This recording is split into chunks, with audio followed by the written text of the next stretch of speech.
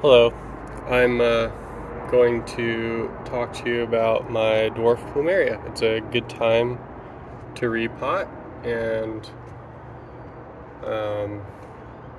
my Plumeria desperately needs it. So I'm going to show you root pruning, how I pot it up, the type of media that I use, why I use it, and then how I sort of inoculate the mix to get things going and to help with plant reestablishment after all of this stress. So first let me get the plant.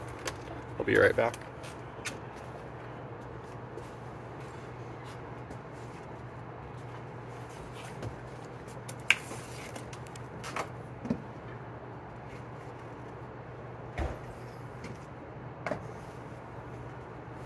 So this is my Plumeria obtusa. It's way too big for this pot. The canopy is way out of ratio with the pot. Obviously I grow in a condo, so I'm always going to be riding that line, but it's going from a 3.5 gallon to a roughly 7 gallon pot. But I've noticed that its health it's been a little bit of a struggle. And when you have an out of ratio plant, it's very hard to get the proper nutrition and proper health that you want, because the plant requires a certain root size to support a certain canopy, and when that balance is not right, it makes everything harder. So I'm going to go up to a bigger pot. I'm going to root prune so that the plant reestablishes in the new medium, and all of those new root growth is going to spur overall plant health. It's also going to get fresh media that maybe has less salt buildup, because when you're growing organically in a small pot, even with salts, you'll get buildup. So the first thing we're going to do is just unpot it and look at the roots.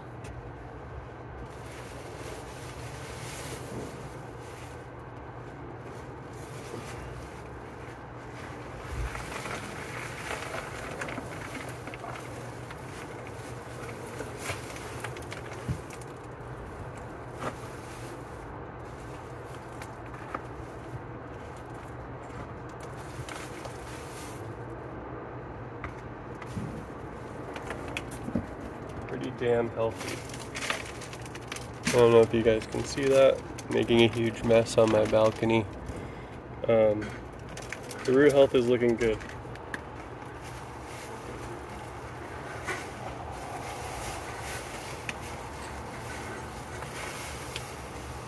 But I'm going to remove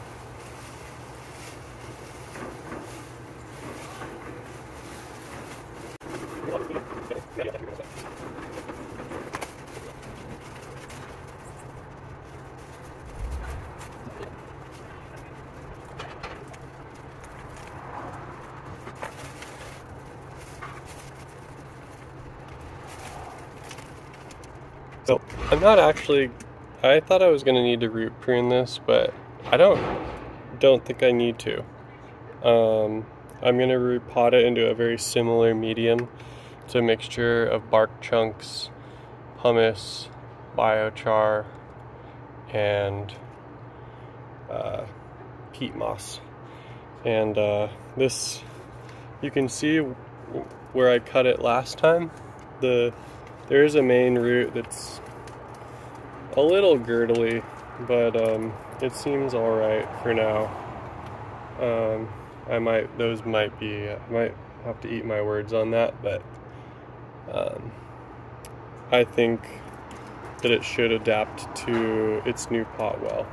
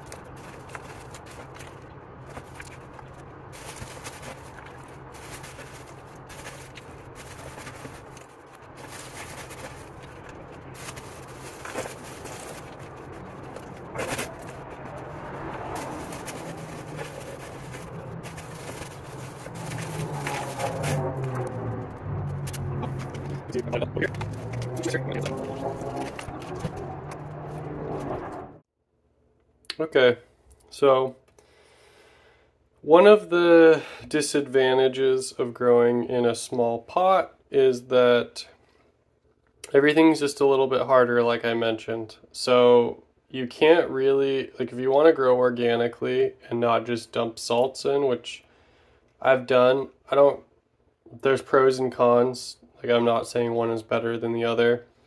I kind of like the resilience and the additional benefits from growing at least in a synganic, partially organic, partially inorganic growing method. Mostly organic, because I believe that I have better plant resilience and I have to do less work because the microbes are doing the work for me. So I just repotted it, and one of the things that I'm going to do is sort of activate the mix.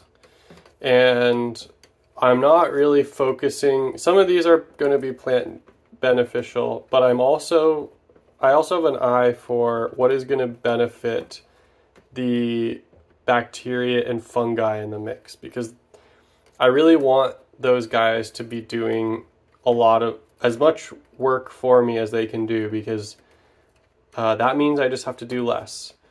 And many people have come to the same conclusion, but basically I'm going to use a combination of different carbon sources and microbial and plant biostimulants. And if you want to do this on your own, you can do this with a lot of different versions. I think I'm doing this with the best possible inputs that I've researched. But obviously there's a lot of different versions of these things, and the main thing is that I'm going to be activating my repotted material with microbes and microbe food. So what I have right here is fish amino acid, which is it's sort of an advanced fish hydrolysate. If you're familiar with fish fertilizer, there's fish emulsion. In America, that's very commonly bought at the store as Alaska fish fertilizer. That is fish waste that's already been processed to remove the fish oils and other things, other forms of valorization. This right here, what I have is a pure microbially digested fish hydrolysate. So this is fresh caught salmon in the fall, so they have all their eggs in them. I caught these in the ocean, and also deep sea shrimp that I fermented with brown sugar. If you want to look up more about what fish amino acid is, it's a Korean natural farming input. There's tons of videos. I don't expect you to have this type of input. If you want something similar, figure out what you can make on your own, or you could buy fish hydrolysate, or at worst you can buy fish emulsion. The next thing I'm going to add, and you don't need much of this. This is fungal food, and this is added at 4 mils per gallon. Then I'm going to I added a teaspoon of molasses, a teaspoon of humic acid concentrate. Don't buy liquid humic acid, just buy a good brand like BioAg. There's some other ones. Just make sure they're tested for heavy metals, and they're not just Leonardite and straight coal. But I just make a solution, concentrated solution of that, and then I add a tablespoon. I added 2 tablespoons of Kelp. I've talked about this before. You can look at my bio-stimulant orchid video. I talk about this. This is going to be amazing microbe food, but Kelp is also incredible at preventing transplant shock. This is an agricultural product. They have a lot of different directions for different plants. I really encourage you to experiment with this. Not only does it help with transplant shock, but it enhances the natural growth cycles that plants have. And if you know the right time to use it, you can get so much more. I'm not going to go into it, but I'm just trying to give you some gems. The main microbial inoculants that I'm going to use, obviously there's some already in my soil mix, but I found, since I have a small space, obviously there's cheaper ways to make microbial inoculants, but I really have been loving what I've seen from this product from Tanio Biologicals. It's just a mixture of plant growth promoting rhizobacteria, and I should do a video on this later, or more expanded video, but basically this is going to be sort of a foundational mix of a broad spectrum of well over 10 species of bacteria. And then I'm also going to be adding a mycorrhizal preparation. This is from a company called Microbial. A lot of people, my local garden center repackages what they sell, but there's only a few companies that are making Mycorrhizae in America. And Microbial, or Mycorrhizal Applications, is the company that makes a lot of the mycorrhizal inoculants that you see. Obviously, there's this is a generalization. There is some other unique mycorrhizal inoculants, but Microbial is been around for a long time, and this is a mixture of Endo and Ecto, just to kind of cover all your bases. This is another thing that is going to help stimulate and benefit the Plumeria, since I damaged its roots a little bit, and help it establish, help it take advantage of the nutrition. And I've talked about this a lot, but I also adding polysorbate 20. This is the last of my bottle. It's pretty beaten up, but that's just cosmetic grade emulsifier, and I add that in there just to help with solubility. And this is a mixture of everything. So yeah, I'm going to slowly water this into my plant, and this is kind of like the last step that I do when I repot. I always do some kind of version of this. When I repot, I'm always going to add at least a microbe inoculant, at least seaweed, and maybe some kind of food. This is kind of like the Cadillac version of that. None of these are very expensive, except for Kelp. If you look at the rates of both of these are agricultural products. They're very, very low. And that doesn't mean you need to add more. I will say, in a pot, if you're trying to kickstart the biology inside that pot, you might need to use a little more bacterial inoculants. So I always have found like the rule of 3. So the first 3 waterings are probably going to always going to have a microbial inoculant and one of these food sources. This is obviously a diverse set of food sources. Just pick one, but just to get the biology established, water in 3 times, and then maybe you only need to do it once a month, once every couple of months.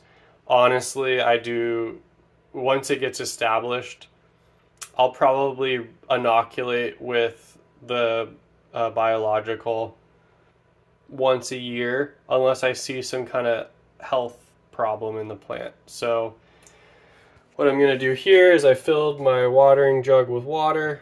I'm going to fill this, add the mix microbial inoculants and food, and then we're going to slowly water it into the Plumeria, and that's going to conclude my video.